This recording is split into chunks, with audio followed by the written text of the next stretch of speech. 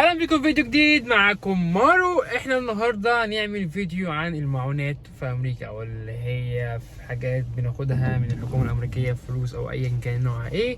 تمام. في الفيديو ده عايزك تركز فيه جامد جدا، عشان في معونات وفلوس بناخدها، مش انا باخدها يعني، بس يعني في امريكا عامه بناخدها من الدوله او الحكومه او الجامعه او فالفيديو دوت هشرح لك فيه كل ده. ما تنساش تعمل لايك وسبسكرايب وتشترك في القناه وتعمل لي فولو على الانستجرام. نبدأ الفيديو من غير كلام كتير.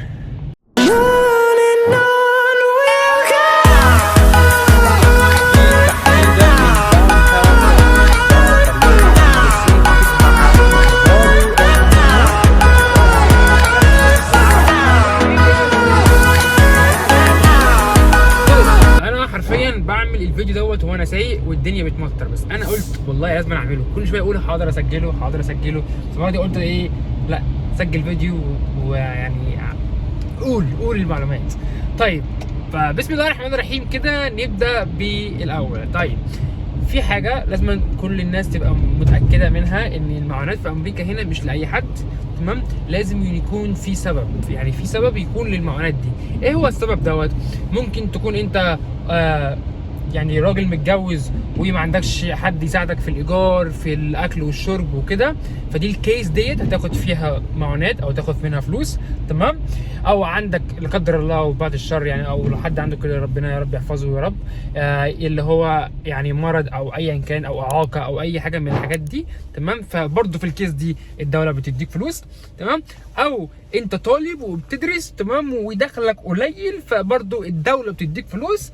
او انت طالب بتدرس ف الجامعه نفسها بتدي لك فلوس. هشرحهم كلهم بالترتيب، بس انا دول الكيسز كلها، يا رب كنتش نسيت حاجه. دول الكيسز كلها اللي انت كمواطن امريكي او لسه جاي امريكا بتاخد فيهم فلوس. دي الكيسز. طيب، نبدا باول واحده، وهي لو انت راجل بتشتغل ومثلا عندك اولاد صغيرين. طيب، لو انت عندك اولاد صغيرين فهو بيجي لك على كل طفل صغير اقل من 18 سنه بيجي لك حوالي $1800 $1500 عليهم. يعني لو انت عندك 3 اولاد فبيجي لك على كل واحد $1500 $1800 على حسب الولايه اللي انت عايش فيها، بس ده الرينج بتاعها. طيب، بيجي لك 1500 1800 على كل شخص. تمام. ومبلغ برضو مش معرفوش، مش متاكد من المبلغ ده بالظبط كام على زوجتك لو هي ما بتشتغلش. فمن الاخر لو الاسره الاب بس اللي بيشتغل وعنده اولاد كلهم تحت السن اللي هم 18، والام برضو ما بتشتغلش، ست بيت يعني، او الهاوس وايف بيسموها هنا. تمام. ساعتها في الكيس دي تاخد فلوس من الحكومه، واللي هي تبقى $1300 على الاولاد اللي هم اقل من 18 سنه، والست بقى مش عارف كام بصراحه، مش فاكر الرقم. طيب، دي الكيس الاولانيه. الكيس الثانيه، لو انت عندك اولاد وفي واحده في طفل او في ابنك يعني بيساعد، بس الباقي كله صغيرين. الكيس دي هل انت بتاخد برضو، بس ما بتاخدش 1300، بتاخد مبلغ صغير. طيب، فخلينا نمسك اول كيسين دول. الاثنين كيسز دول. تمام. انت بتاخد فيهم فلوس، بس كمان بيرجع لك فلوس الضرايب. هتقول لي يعني ايه؟ فهمني. بص يا معلم، لما انت بتعمل على اخر السنه، بتفايل حاجه اسمها بتعمل فايل او بتفايل او بتعمل الضرايب بتاعتك على اخر السنه. تمام. انت المفروض في الوقت دوت بيقولوا لك هتدفع فلوس ولا هترجع لك الضرايب بتاعتك. يعني ايه تدفع فلوس؟ يعني انت هتدفع فلوس للدوله، هل انت عامل مبلغ كبير؟ تمام. هتدفع عليه فلوس، ولا انت عامل مبلغ قليل فمش هتدفع فلوس او هتاخد فلوس. فانت طول ما انت عندك اولاد تحت سن 18 فانت دايما محطوط في خانه ان انت هتاخد فلوس.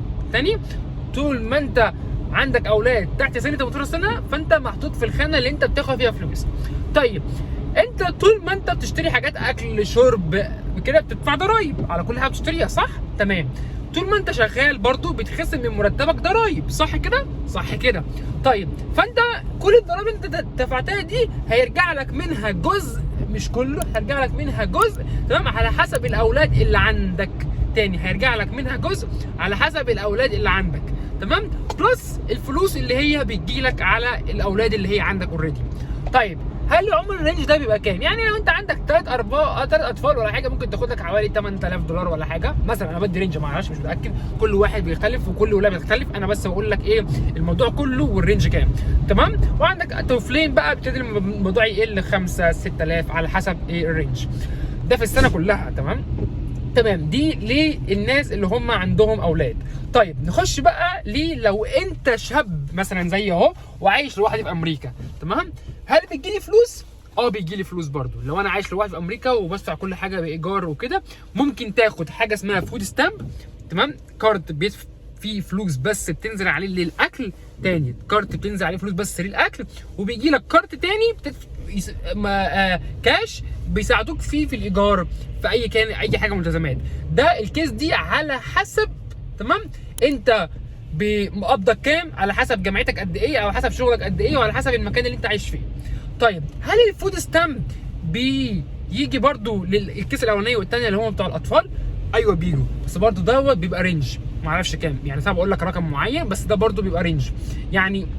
بيجي لك مبلغ معين، بيجي لك مبلغ في الكارت بتاع الفود ستامب للاطفال اللي عندك، انت عندك اطفال، اللي هو من الاخر فلوس بتبقى في كارت بتصرفها لو انت رايح تجيب اكل يعني. طيب نرجع بقى للكيس بقى، لو انت تمام شاب لوحدك. لو شاب لوحدك بتاخد الاثنين، الفلوس اللي هي كاش عادي تساعدك فيها، وبتاخد برضو الفود ستامب. هل انا بيرجع لي الضرايب؟ بيرجع لك الضرايب لو انت اشتغلت ودفعت ضرايب، تيجي على اخر السنه بتيجي لك ضرايب، بس انت مش هيرجع لك الفلوس اللي هي على الاطفال عشان انت ما عندكش اطفال وانت عايش لوحدك، فركز في الحته دي. طيب انت دلوقتي بقى نخش على الحاله لو انت بتدرس يا معلم. لو انت بتدرس، تمام، في نوعين من الدراسه. لو انت بتدرس وعايش مع اهلك وكده وبتشتغل وكده، في الحته دي بقى، تمام، هيشوفوا مرتبك في الشهر قد ايه مع الشغل. انت مثلا بتشتغل، لو مرتبك معدي الليميت بتاع الولايه بتاعتك، هتقول لي هعرف منين؟ اكتب عادي على جوجل، كل واحد يشوف ان هو الولايه اللي رايحه او كده يكتب الولايه بتاعته عشان يعرف هو الليميت بتاعه ايه، تمام. المهم، فانت لو بتشتغل مع الدراسه وكده ومعدي الليميت، فانت مش هيرجع لك فلوس. بس انت لو مش معدي الليميت، ساعتها على اخر السنه بيرجع لك فلوس من الضرايب اللي انت عملتها طول السنه بتاعت الشغل بتاعتك. طيب انت بقى الكيس الثانيه بقى اللي هو انت يجي لك فلوس، تمام، لو انت بتدرس من حاجه اسمها الفاينانشال ايد، وده انا شرحته في فيديو قبل كده، بس انا هقول لك عليه في اقل من دقيقه. الفاينانشال ايد دوت عباره عن حاجه بتكفلك الجامعه، تمام، وفي نفس الوقت بتديك فلوس. فانت لو حطيت مثلا 5 مواد 4 مواد، ممكن يجي لك حوالي $1000 ولا حاجه في الترم الواحد. يعني انت لو بتاخد الترمين يعني ممكن ياخد لك 2000 وشويه، لو 3 ترمات او لا ايا كان الترمات انت هتاخدها يعني في السنه. المهم ده الرينج بتاعها برضه. فلو انت شاب وبتاخد فاينانشال ايد بس مرتبك كويس لحد ما، مش عالي قوي، انت في المتوسط، تمام، الفاينانشال ايد بيدفع لك فلوس او الجامعه بتدفع لك فلوس وبيرجع لك فلوس. دي الكيس اللي انا بتكلم عليها، لو دي الجامعه بترجع لك فلوس. بس طب هل انا يا عمر لو انا باخد ده، يعني انا بيرجع لي فلوس من الجامعه، تمام، بس هل انا الحكومه بتدفع لي فلوس في فود ستامب؟ مستحيل. لو انت بتشتغل شغل متوسط مستحيل تاخد فود ستامب اصلا، تمام، ومستحيل تاخد كاش، تمام. انت عادي هتعمل فايل عادي للتاكسس بتاعتك على اخر السنه، تمام، وساعتها لما تعمل فايل التاكسس هيقول لك بقى ايه، ممكن ترجع لك $200 $300 وكده. دي انا شفتها بعيني مع اصحابي واخواتي وكده يعني، تمام. فدي الكام كيس اللي انا حابب احكي عليهم. طيب حاجه بقى مهمه، امتى انت بجد تقدر تعمل فلوس؟ لو انت شاب يعني متجوز جديد وعندك مثلا 3 اطفال ولا حاجه، تمام، صغيرين، وبتشتغل شغل كويس، تمام. ليه بقى؟ هقول لك ليه. انت لما بتشتغل بيتخصم منك ضرايب، تمام، بس لو انت عندك اطفال بيتخصم منك ضرايب قليله جدا. يعني انا بيتخصم مني حوالي 24% من مرتبي ضرايب. كل بيت كل قد باخده بيتخصم مني 24%، تمام. لو انت متجوز وعندك اولاد هتخصم منك 8%، 9%. شفتوا الفرق؟ فرق جامد، صح؟ فرق جامد، عشان هو بيبقى من حوالي، بدل ما يتخصم منك $500 $600 بيتخصم منك حوالي $200.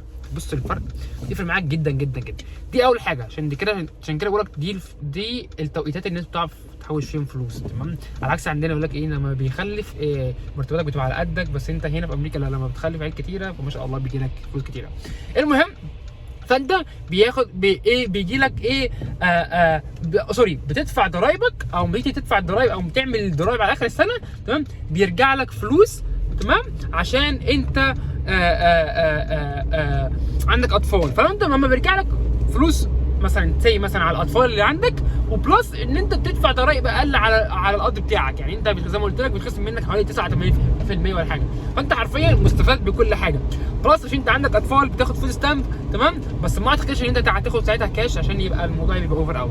فدي الفتره اللي بقول لك عليها هي كويسه، وانت فعلا فتره ممكن تعمل فيها فلوس تمام. بس طبعا انا عارف ان انت عندك اطفال 3 اطفال ولا حاجه، يعني فين الفلوس اللي انت تعملها، بس امين يعني ان احسن من حاجات كتير جدا. يعني انت فاهمني يعني هتقول لي احسن زي ايه يا عمر؟ يعني اقول لك احسن من ان انت يعني في دول معينه من غير ذكر اسماء بتبقى شغال وعندك اولويه ما اعرفش ايه، والحكومه اصلا ما بتدكش جنيه، والام بتدي لك اللي هو يعني اسمه التموين او سنك اعتقد الحاجه ديت، مش فاهمها يعني ماليش فيها قوي. يعني انا عارف ان هو زيت وسكر وحاجه زي كده، بس ما اعرفش ازاي بتحسب ازاي على الفرد. المهم يعني بيديهولك وبيطلعوا الروح. هنا مفيش الكلام ده خالص، هنا الحاجه حرفيا بتعملها في مينت الا مينت، الكارت بيجي لك في ساعتها تمام، وتصرفه في اي مكان. حاجات كتير متطوره جدا يعني، فاحسن بكتير جدا جدا جدا جدا. لا وبالعكس انت مش تبقى شايل هم اي حاجه ثانيه. بلس لو انت ما يبقى عندك اطفال تمام، المدارس كلها ببلاش تمام، ولو انت عايز تجيب كشكول واوراق كتب كل ده على المدرسه بتبعته لك تمام، حتى اللابتوبات الجامعه بتبعتها لك اقسم بالله. يعني ده مع اخويا الصغير وبشوفه بعيني، يعني مش جايب كلام بس من التلفزيون فاهمني. فده اللي انا بقول لكم عليه. المهم خلص الفيديو، انا اصلا وصلت البيت، خلص الفيديو ما تنساش تعمل لايك وسبسكرايب. وعايزنا نعمل فيديوهات زي كده تاني قول لنا تحت في الكومنت. وي سي يو جايز نيكست فيديو.